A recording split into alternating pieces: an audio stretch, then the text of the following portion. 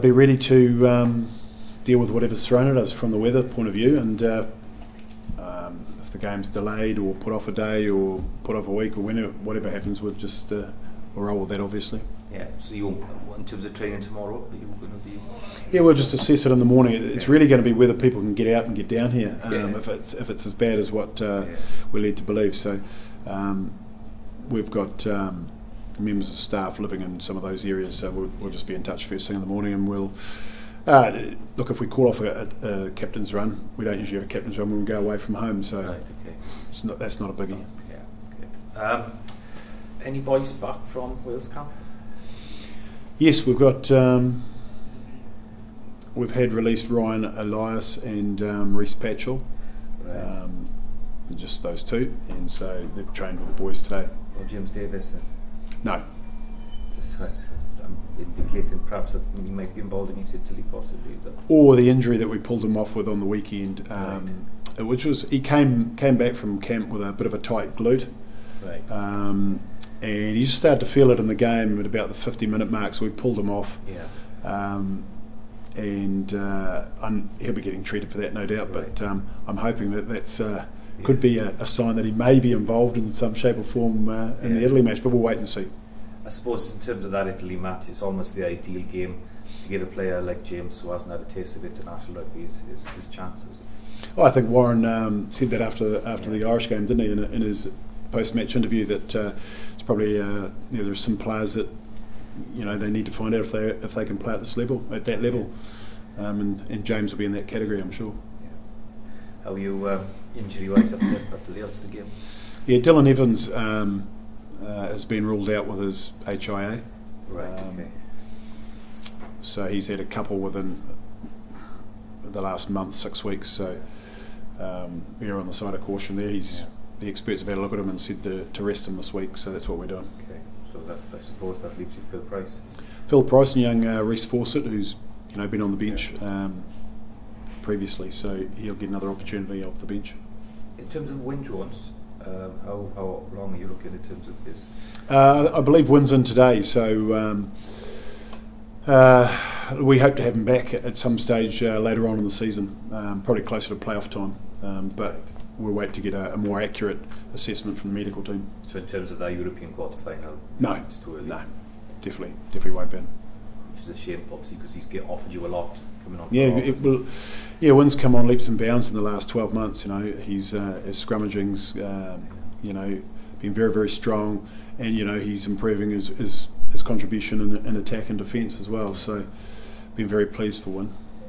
So in terms of, I think I asked you this last week, Phil Price, is his loan deal just extended now until the end of the season, or what's the situation with him? Yeah, look, the ins and outs of the paperwork for John's dealing with that, but we're pleased with what he's been doing, right? And I wouldn't be surprised if he stays on for a bit longer. Okay. Maybe a couple of years. Right. Okay. It's a long loan deal then. No, it wouldn't be a loan deal. No, look, we're very happy with him, and I know behind the scenes we're just sorting out what we do with him going forward. I don't suppose, looking ahead, just looking back, sorry, Ulster, you'd have thought you'd have been picking up a win bonus from that game, but put you in a great position now in terms of the league standings. Yeah, certainly, when you talk about bonus points, that was a true bonus for us. We went into that game obviously after 2 losses. Some pressure on the boys to obviously to win, and we've got a very proud record at home, and that was up for grabs. And the first half, I thought, after conceding that try early, we did what we needed to in terms of staying in contact with them and having our fair share of possession, which made them defend a lot too, and it started to open up in the second half, and we took our opportunities really well, I thought. So to get that bonus point was very, very pleasing. 6 points now, and if we can, if this game goes ahead on the weekend and we can pick up some more points, we'll be very, very happy with this block, given the circumstances with the injuries as well as the Welsh selections. Because you say there's only 5 league games left of the regular season, so you're almost there in terms. I know it's after this game is played. and we get the internationals back after the Six Nations. It's the run-in both competitions, so it's come around very quickly, but it's an exciting time.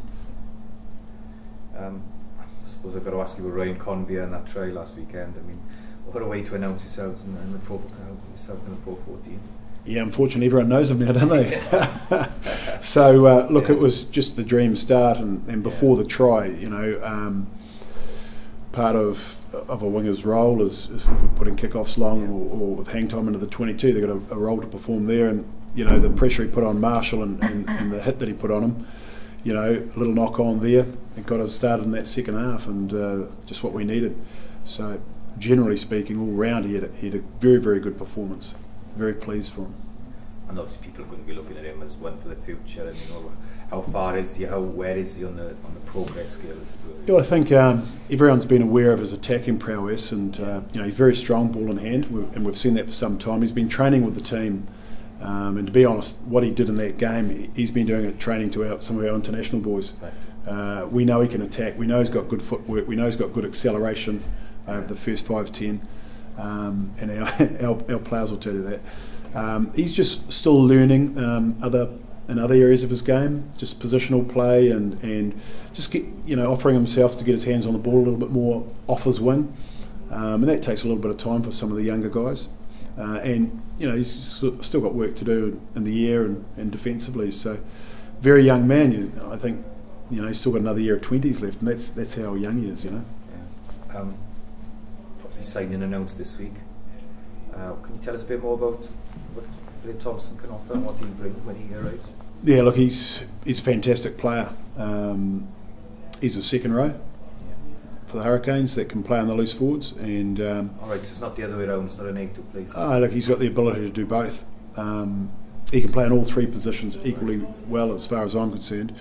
And we've signed him to do that role that Tyg Byrne does, really, and that is to offer us that second row ability.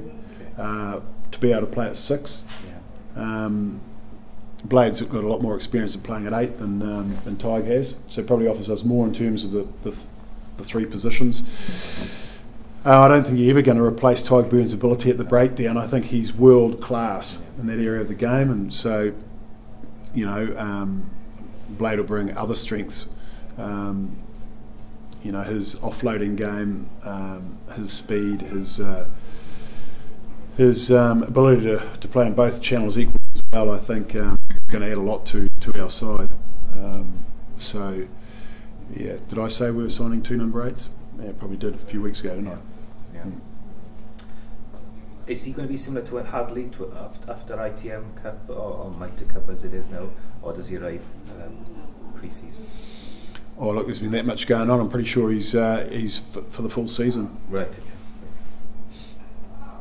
If I'm wrong on that, I apologise in advance to the fans. Sorry, I read in the New Zealand Herald that he's Scottish qualified. Obviously, you said he wanted one of those qualified players ideally to be here all through the season. Is that a conversation you've had that about him potentially being released to play for Scotland? Because I assume they'd be interested in a player of that quality. Yeah, he will be eligible, or he does qualify for Scotland. You know, in New Zealand, I think it's the All Blacks and the Sevens which lock you in. So he's not locked into New Zealand. He's eligible for Scotland. Yeah, but we will be signing a number 8 that's eligible for the whole season. Okay. Available for the whole season for for the Scarlets. Roughly how many more sort of non-match qualified signings can fans expect ahead of next season? Every time I say we're done, we sort of stumble across something else that we like and talk to the board. No, look, we are pretty much done. I know who we're talking to. I know who we've got coming up to announce. John and I have been doing a lot of work in the background there, John Daniels, and so we're pretty comfortable with what we've got for next year and the announcements that will be coming. In terms of you know when you look at recruiting, how far ahead do you recruit? Is it just for the season after you recruit, and for the season after that as well? You know, have you already signed players maybe that aren't coming next year, but the season after, or verbal agreements, that sort of thing? What I can say is that for the 19-20 season, we are working down that pathway as we speak. So it's obviously you have to be recruiting obviously. is ongoing; it never stops because of the cycle of guys coming off contract. So so the minute we finish one group, which is the squad for next year, we're then on to looking at the players that are coming off the following year, the ones that we obviously categorise those into the must-haves, and we start dealing with those players. So there's little conversations going on all the time within the squad of guys coming off the following season. And in terms, obviously I know you can't name any players that haven't been announced, but in terms of the squad next season, I know I've asked you before how strong it's going to be, but you know when the next season, assuming you're going to have the same amount, roughly the same amount of players away with Wales, will it be a squad that's better at coping with these sort of situations than the current squad, even though you're doing all right now? Yeah, look, I think that we will have some players that will be available in this period now, where we've got probably a few missing because of our success from the year before. Kieran Fonatia, for example. If we look at the competition next year and the structure, and what I know, I think that we'll be in a lot stronger position than we are this year for this time of the year. And just going back to the Ulster game, spoken about Conbeer, how do you think Johan Nicholas and Corey Baldwin went? Well, I think Johan, the obvious one to talk about is the try that Ryan Conbeer scored, but I thought the try that Johan Nicholas scored was equally well finished, albeit from short distance. But just the presence of mind and the ability to stretch the way he did and cover the ground, and the option that he took to take that angle was just spot on. He's coming along leaps and bounds, and with Johan it's the little things that he does. We've been doing a bit of work with the outside backs and those wider channels to retain possession, and their statistics weekly have gone up, and they're at 96% last weekend, better than the forwards. So and he's very quick to scan and see when he's required and to clean rucks, and when he's not, he makes good decisions in that area. So that these little things that we talk about, away from just carrying the ball into contact, he's ticking all the boxes. Johan's he's going very well. And he also covers centre for us. Has Rhys Patcher been in training yet this week? Yes. How is he after obviously losing his place against for the Ireland game? Rhys is just the ultimate professional. There was a game earlier in the season where we didn't select him. We selected Dan Jones at 10. Top of my head, I'll be guessing. I can't recall which game, but he was fantastic. Back then, it was just, hey, Dan deserves the opportunity because he's been playing well, and that's Rhys's attitude. He's a very smart rugby player. He's come back and he sees it as an opportunity to work on parts of his game that Warren and Rob have asked him to work on. And that's been passed on to us, so we're helping where we can and making sure that he has the opportunity in training and in the game to show that the work's going in. And in terms of players coming back, will John Barclay be available for you this weekend? Yes. So he's available for selection should the game go ahead? He is available. He came back in the last break, but we ruled him out. The Scottish management were fantastic, sent him back, sent back his updated condition from the test match, and he it was after France, I think. Yeah, and we ruled him out at our end for the game that we had. He's come back cleared to play this weekend if we need him to, and he trained with the boys today. Obviously he's outstanding when he against England on the weekend. Yeah, he was outstanding, and it was an outstanding team performance from Scotland. So John, as the captain of the side, obviously he's come off that huge high, and that's good to see him in and around the guys, and the young guys in particular love having those guys back. So it's sort of that sort of emotion that he brings back with him is infectious too, and the guys. Yeah, we showed a couple of clips of the Scottish game during the week, and obviously the full-time whistle and things like that, and it's great to have one of our players experience that, shares those experiences. You mentioned the wingers there, Wayne. Obviously 2 weeks ago James Lowe caused you a few headaches in Dublin. He talked about how much those players would learn from playing up against a player of that calibre. Is going up against him this weekend, what's the challenge for them? Well, they've got 3. I think they've got 1 Aussie and 2 Kiwis, haven't they? So they can only put 2 of them in the match day 23. So please don't play him. Quality player, though. No, he's a quality player. A little bit of tongue in cheek there. So look, he's a quality player. He's a big guy, and a lot of people wouldn't realise how big he is until you get up next to James. He's very big in the thighs, a lot of power, a lot of strength. And look, he's been. How he played against us, he's been doing that in Super Rugby for the last couple of years, against quality opponents. So we know what he's capable of, and some of our guys experienced that firsthand. So if he is playing, he's someone that we're going to have to take care of, otherwise he'll cause us more problems, definitely. And Leinster, as a whole, obviously, suggestion Ringrose might play, try and improve his fitness if they need him for next week with Ireland. What are their threats? Oh look, yeah, he's a class player. I think Farrell might be out, so he might be called back into the Irish squad. But look, whoever they bring, we know they've got a lot of quality.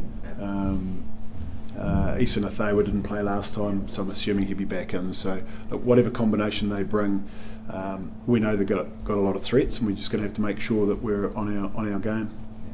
Did you coach Lowe, or would coach against Lowe, against teams? No, I'm well aware of what he can do, but no, I haven't coached with him or against him. No.